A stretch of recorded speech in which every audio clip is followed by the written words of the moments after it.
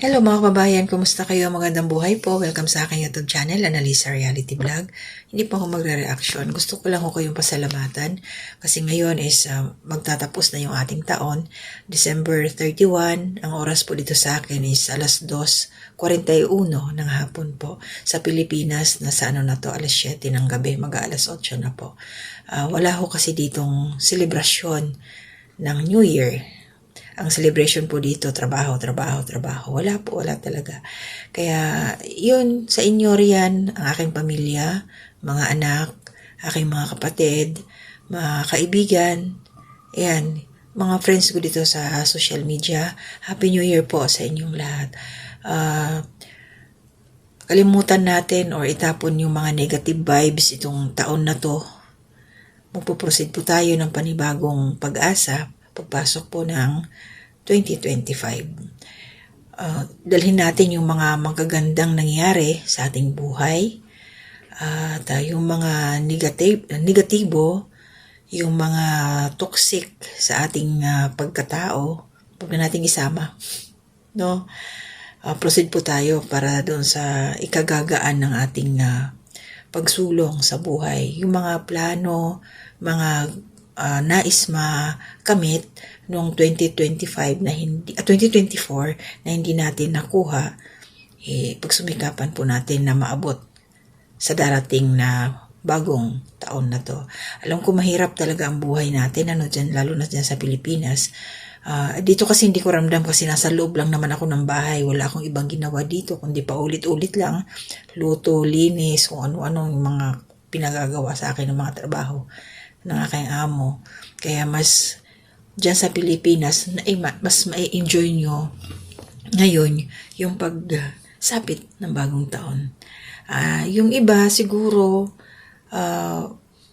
pasalamat kayo sa Panginoon dahil ayan, kompleto yung pamilya, dyan kayo lahat.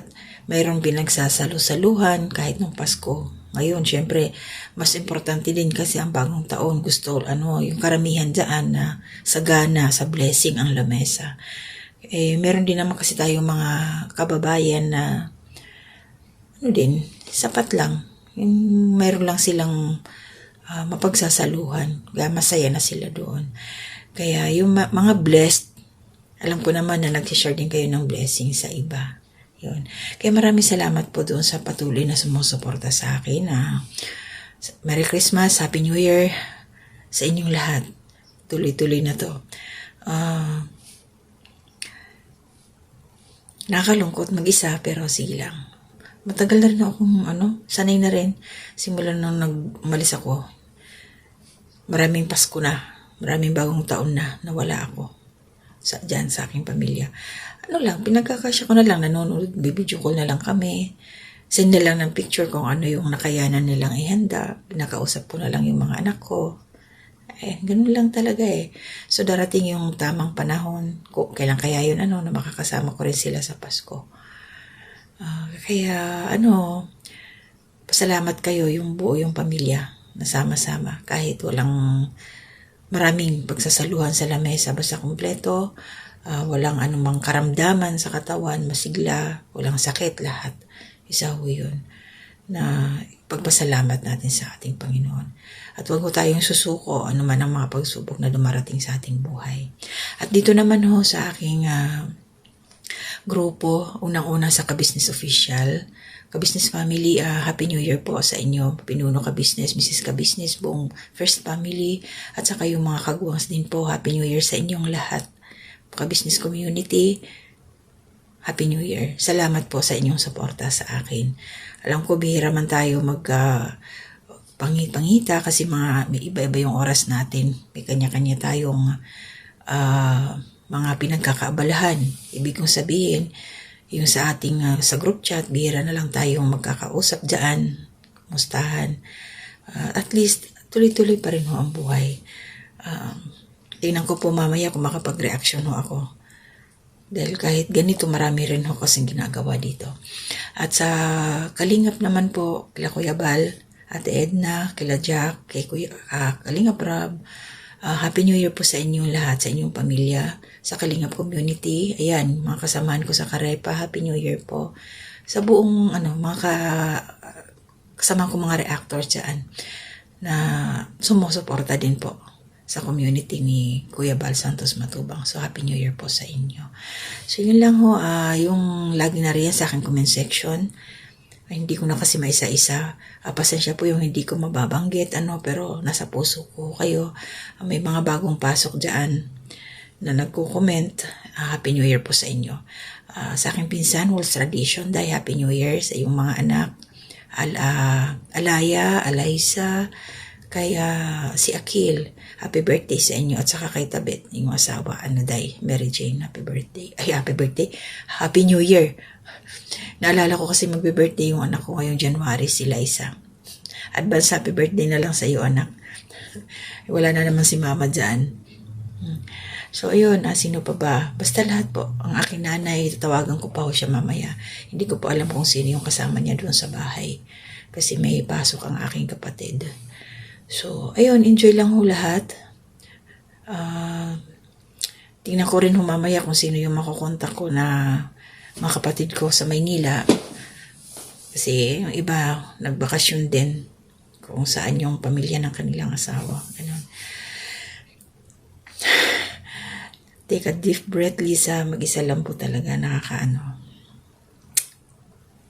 Basta masaya lang po tayo. Masaya lang tayo lahat. Yung mga issue po sa Kalingap, yung mga sponsor na mga nanggugulo Isa lang naman yung panggulo. Sana maayos na rin yun. Proceed po tayo sa positibo. Kalimutan na lang natin o hayaan, wag natin dalhin yung mga toxic sa ating buhay, sa ating grupo, sa Kalingap at saka sa ka-business. Go lang po tayo para sa ikakaunlad pa. Alam ko marami pang blessing na darating sa atin, sipagan lang. And by the way, kay Istong, panood ko yung vlog ni Pinono Ka Business. Sana Istong sa 2025 year na to, wish ko sa iyo na ma-monetize na yung iyong channel. Yun, sipag lang talaga sa pag-upload. Kasi alam mo, kahit ako dito, salamat kila Pinono Ka Business dahil nga syempre, nagsipag din. Doon nga ako na-monetize sa Ka Business Official. May manood o wala, nag-upload ako. Pakunti-kunti ang nagbo-view sa akin, 10, 20. Maganda na kung may naka 100. Kaya maraming salamat dun sa sumuporta sa akin nung time na hindi pa ako monetized. At ayun, tinulungan niyo ako sa bagay na yun, na-monetize ako dahil sa inyo, mga subscribers. Kaya lang nakakalungkot yung iba, nag-unsub sila. Pero salamat kasi nga, gaya ng sabi ko dati, kasama kayo sa journey ko nung hindi pa ako monetize, nandyan kayo nakasuporta sa akin. Kaya God bless po sa inyo at Happy New Year po. So, pag-pray ko na ang kulang lang talaga sa akin dito yung oras. Kaya minsan natatagalan ako makagawa ng aking reaction. Siyempre, unahin natin ang trabaho. Hindi ko naman kasi ito hindi ako naka full time na nagre-reaction. Kung may bakanti lang na oras, doon po ako nakakagawa. So, yun po, hanggang dito na muna. Basta sa inyong lahat. Lahat po na nakasuporta sa akin. Ayan, sa Ka Business Official, sa Kalingap. Support po natin silang lahat. Kaya maraming salamat. Hanggang dito na ho muna. Kita-kits po tayo. Depende po kung makakapag-live ako. Hindi ko lang ho alam. Talaga kasi mahirap yung hindi ko hawak yung oras. So, ingat po tayong lahat. Hanggang dito na lang talaga. To God be the glory.